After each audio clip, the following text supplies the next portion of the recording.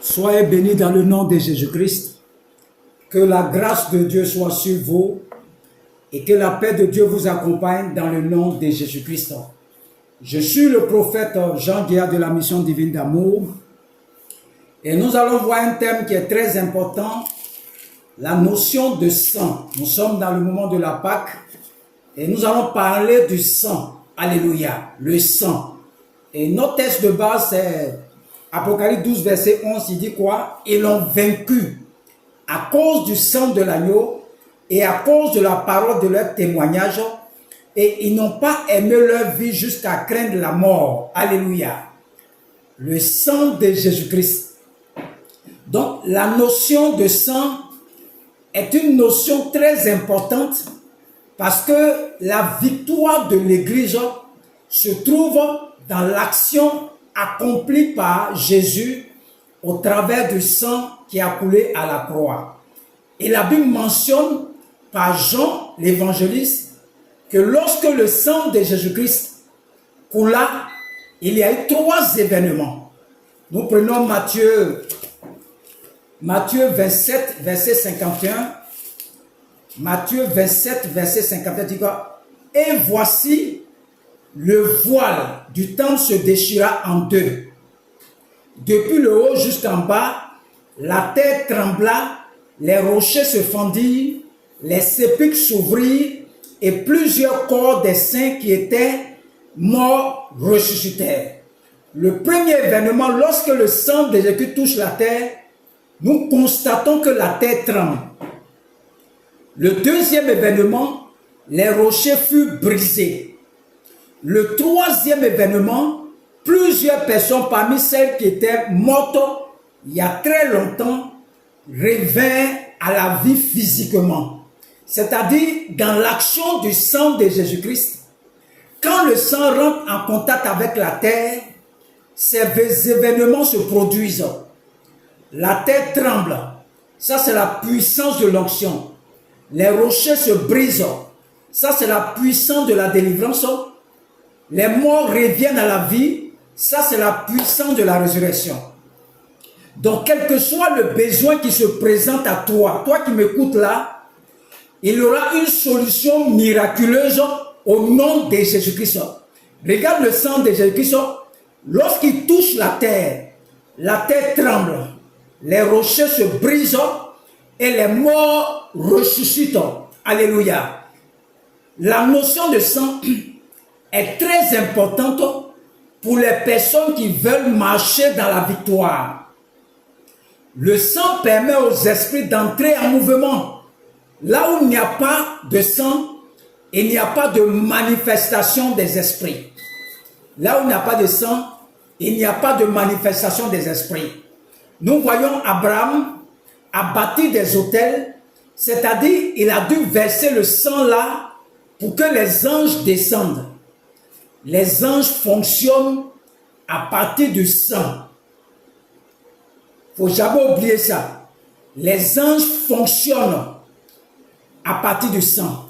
Donc, depuis la chute adamique, le sang est devenu le véhicule emprunté par les êtres spirituels pour atteindre des destinations.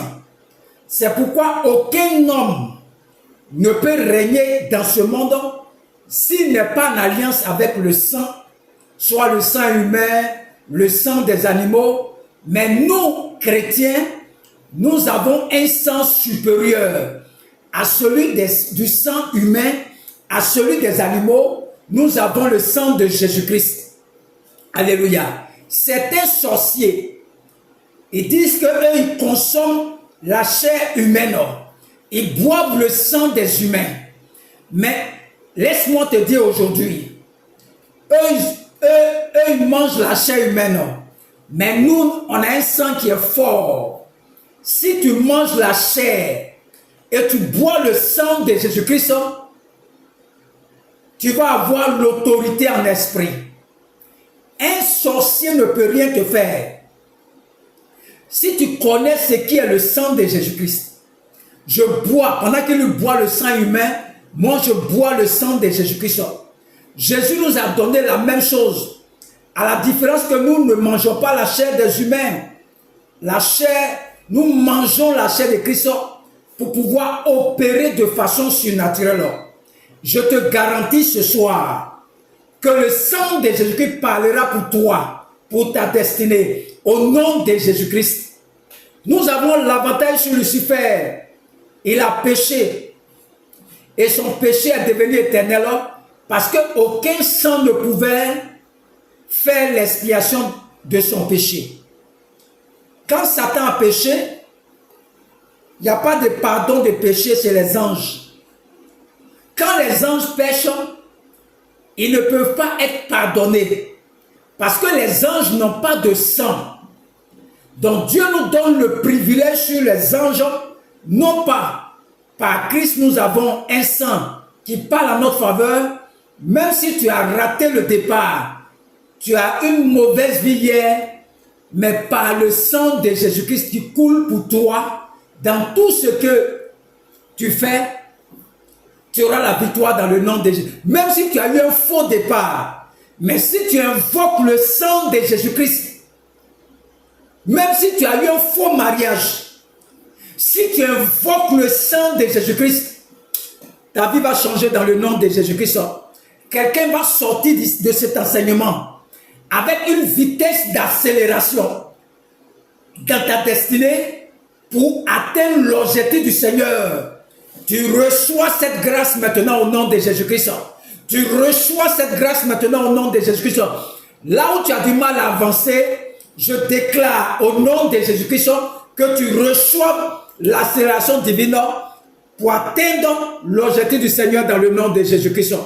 Job déclare, la prière à laquelle Dieu répond est la prière qui atteint les nuées, car il y a des dimensions des ossements dans lesquelles tu ne peux pas rentrer si ta voix n'arrive pas dans les nuées. Il y a des dimensions que tu ne peux pas rentrer dans si ta voix là n'arrive pas dans les nuées. Donc l'agneau a été immolé, mais le lion ne pouvait pas être immolé. On dit voici l'agneau de Dieu qui ôte le péché du monde. On dit Jésus-Christ est le lion de la tribu de Juda. Donc s'il vient sous la forme de lion, on ne peut pas le crucifier. Donc il est venu sous la forme de l'agneau. Donc Jésus-Christ prend la forme de l'agneau parce que l'agneau est sans corne. Il n'a aucune force. Et c'est l'agneau qu'on mène à la croix. Mais quand l'agneau crucifié connaît la résurrection, lorsque Jean le voit dans l'Apocalypse, il voit un agneau et à la fois un lion. Il a du mal à expliquer cette vision. Et l'agneau qu'il voit a comme du sang sur lui, mais cet agneau a poussé 7 cornes. Lisez Apocalypse. 7 cornes, la vision de Jean. L'ange crucifié est sans force. Ces cornes, les cornes parlent de l'autorité. Le chiffre 7, c'est la perfection, la totalité du pouvoir, de l'autorité sur l'agneau ressuscité. Le diable, lui, a 2 cornes. Et si nous devons rentrer au combat, 7 cornes contre 2 cornes, je te parie que nous sortirons victorieux dans le nom de Jésus-Christ.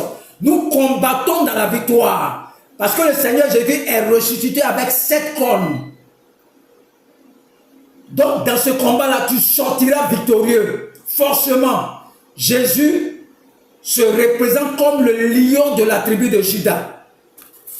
Le lion de la tribu de Juda. Jésus ne pouvait pas fonctionner comme un lion. Comme sa mission était de mourir, il ne pouvait pas venir sous la forme d'un lion. Faites-moi la différence. Avant la croix, Christ sur la croix et Christ ressuscité, dans quelle révélation toi tu opères? Ou bien quelle révélation toi tu connais? Christ avant la croix, c'est l'agneau qui ôte le péché du monde. Ce Christ-là, lorsque tu le gifles, Il tend sa joue gauche. Il te dit, il te donne